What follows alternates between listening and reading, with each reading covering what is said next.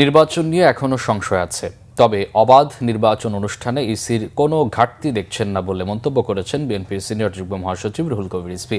সকালে আগারগাঁওয়ে নির্বাচন কমিশন ভবনে ইসি আনোয়ারুল ইসলামের সাথে সাক্ষাৎ শেষে তিনি এই কথা বলেন। এ সময় রুহুল কবির রিজভী বলেন, প্রশাসনের স্তরে স্তরে আওয়ামী লীগের দোসররা এখনও ঘাপটি মেরে বসে আছে।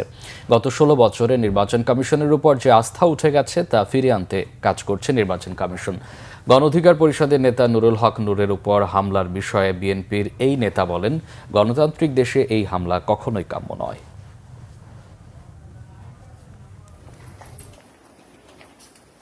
নির্বাচন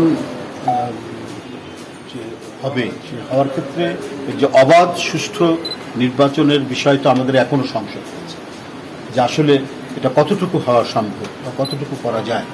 এই নির্বাচন কমিশনের সেই সক্ষমতা রয়েছে কিনা, তারা পূর্ণাঙ্গ প্রস্তুতির কথা বলেছেন, কিন্তু আমরা এও জানি যে প্রশাসনের বিভিন্ন স্তরে, এটাও তো একটা প্রশাসন, যদিও একটা ইন্ডিপেন্ডেন্ট বডি, এটা রাষ্ট্রের একটি স্বাধীন সত্তা, কিন্তু বিভিন্ন স্তরে স্তরে দোসররা বসে আছে। দোসররা তারা নানাভাবেই একটা অবাধ সুষ্ঠু নির্বাচন যাতে বিঘ্নিত হয়, না করা যায়, সেটার নানা ধরনের তারা কলাকৌশল এবং সুদূর প্রসারী ষড়যন্ত্রের সাথে যুক্ত রয়েছে।